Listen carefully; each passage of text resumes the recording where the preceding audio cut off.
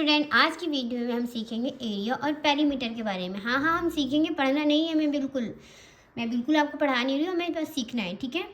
तो पहले इस फिगर में हम ये देखेंगे कि what is area and what is perimeter. तो एरिया क्या होता है? एरिया इसके अंदर के पार्ट को बोलेंगे, ये मीन्स। और पेरीमीटर हमारा होता है इस पार्ट को, ये हमारा पेरीमीटर होता है। एंड ये जो हमारा अंदर का एरिया होता है, इसको हम एरिया बोलते हैं। इसी तरह अगर हम दूसरे शब्दों में इसको समझे, अगर हमें ये एक स्क्वायर फील्ड है, इसमें अगर हमें फेंसिंग करवानी है, दीवारें उठवानी है, तो हम पेरीमीटर का यूज़ करेंगे। और अगर इसकी अंदर चारों ओर हमें टाइल बिछवाने हो या मैट बिछवानी हो, तो हम एरिया का इस्तेमाल करेंगे। सेम यही रूल इसमें भी फॉलो होता है रेक्टेंगल में।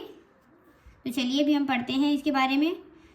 अगर हमें स्क्वायर का एरिया निकालना हो, एरिया ऑफ स्क्वायर, ये तो हम सबने पढ़ा है कि एरिया ऑफ स्क्वायर क्या होता है? Side into side.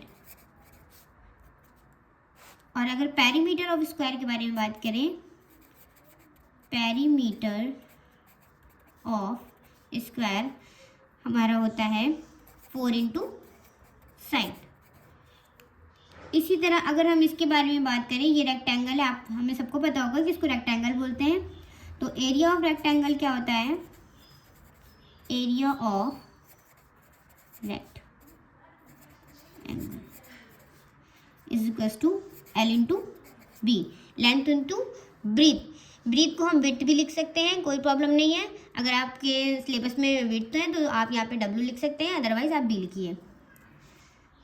इसी तरह अगर हम पेरीमीटर की बात करें, पेरीमीटर ऑफ रेक्टेंगल, तो हमारा होगा 2L प्लस बी।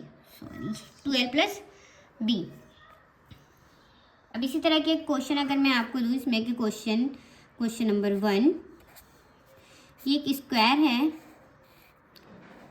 इसकी साइड यहाँ पे ये 4 सेंटीमीटर, ये 4 सेंटीमीटर, 4 सेंटीमीटर और 4 centimetre. We all know that कि स्क्वायर की सारी साइड्स इक्वल होती हैं। मीन्स अगर ये साइड 4 सेंटीमीटर की है, तो इसकी ये वाली साइड, ये सारी साइड्स हमारी 4 सेंटीमीटर की ही होंगी। अगर हमें इसका एरिया निकालना है स्क्वायर का, तो हम लिखेंगे सबसे पहले हमें साइड लिखनी है। साइड इज इक्वल्स टू, करने का तरीका ये है, side is equals to 4 centimetre. इसी तरह अब हमें इसका एरिया निकालना है, तो लिखेंगे area of square is equals to side into side.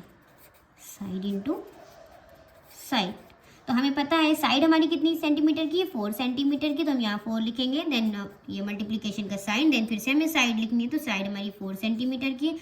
तो 4 और 4 का अगर हम मल्टीप्लाई करेंगे, तो 4 4 जा 16 सेंटीमीटर, ये हमारा इसका आंसर हो जाएगा। यूनिट लगाना बहुत ज़रूरी है। मोस्ट ऑफ द बच्चे क्या करते हैं, एग्जाम के टाइम पे यूनिट नहीं लगाते हैं और इसमें आपके मार्क्स चले जाते हैं।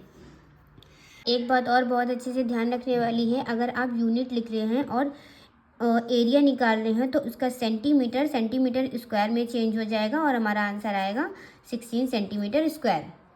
यूनिट लगाना बहुत ज़रूरी है। जब भी आप एरिया कर रहे हो तो उसको सेंटीमीटर स्क्वायर ज़रूर करें। तो हम लिखेंगे, फिर से इसके करने का तरीका सेम वैसे ही है। Side is equals to 4 centimetre. Then हम ये वाला फॉर्मूला लगाएंगे, पेरीमीटर ऑफ स्क्वायर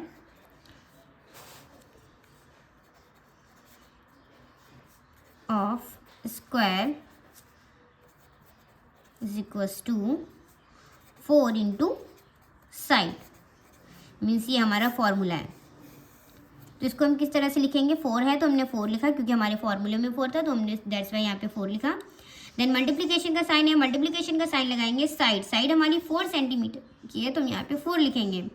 अब 4 का ये 4 से मल्टीप्लाई कराएंगे, तो 4 4 जा 16, ये हम सेंटीमीटर, ये हमारा आंसर। इसी तरह से हम रेक्टेंगल के बारे में पढ़ेंगे। रेक्टेंगल में ये वाली लाइन, ये जो होती है हमारी लेंथ होती है, और इस वाली लाइन को हम ब्रीथ बोलते हैं। मीन्स ये इसकी लंबाई और ये इसकी चौड़ाई होती है। चलिए एरिया ऑफ रेक्टेंगल निकालते हैं।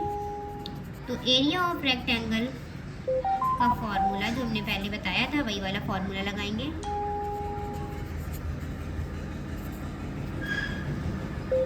L इंटू बी होता है, L इंटू बी, ये हमारा फॉर्मूला है। तो सबसे पहले हम इसको करने का तरीका ये होता है कि हम L की वैल्यू लिखेंगे, means length is equals to 4 centimetre and breadth is equals to B is equals to 2 centimetre. अब इस वाले फॉर्मूले में इसकी वैल्यू रख देंगे, मीन्स L इंटू बी में इसकी वैल्यू रखेंगे। L की वैल्यू हमारी 4 है, इंटू 2 की वैल्यू हमारी 2 है, 2 4 ज़ा 8, यहाँ पे 8 लिखेंगे, ये 8 सेंटीमीटर हमारा एरिया आ गया। मैं फिर से वही बात बोलूँगी कि यूनिट लिखना बहुत ज़रूरी है। आप अगर यूनिट नहीं लिखेंगे तो आपका आंसर गलत हो जाएगा या मार्क्स कम मिलते हैं इसके। इसी तरह अगर हम इसका पेरीमीटर निकालें तो फिर से वही सेम L की वैल्यू लिखेंगे 4 सेंटीमीटर। करने का तरीका ये है कि हमें हर बार इसको फिर डिनोट करना है जो हमें उसमें ऑलरेडी फिगर में दिया हुआ है, ये 2 सेंटीमीटर। चलिए अब इसको सॉल्व करते हैं। एरिया हो गया, सॉरी, पेरीमीटर ऑफ रेक्टेंगल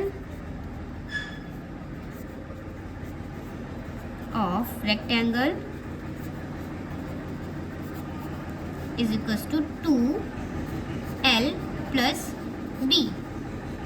क्योंकि हमारे फॉर्मूले में 2 है तो हम 2 को ऐसे लिखेंगे।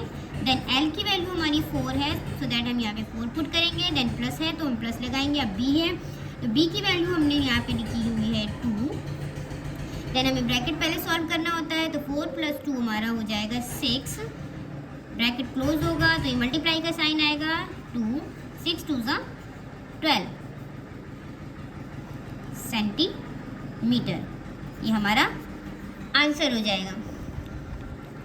इसी तरह का अगर मैं रेक्टेंगल का एक क्वेश्चन आपको दूं और आप सॉल्व करके मुझे कमेंट सेक्शन में ज़रूर बताएं और वीडियो को दोबारा फिर से ज़रूर देखें, सो दैट आपको जो प्रॉब्लम हो उसको फिर से आप सॉल्व कर सकें।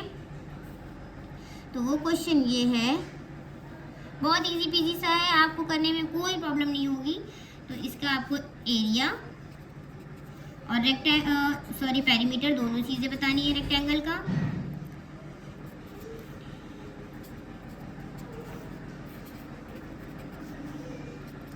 एरिया और पेरीमीटर, ये दोनों आप मुझे कमेंट सेक्शन में ज़रूर बताएं। इसी तरह की और वीडियो के लिए मेरे चैनल को सब्सक्राइब करिए, वीडियो को लाइक करिए और अपना प्यार बनाए रखिए। वीडियो को दोबारा ज़रूर देखिए सो दैट आपके सारे डाउट क्लियर हो जाएं। Bye bye.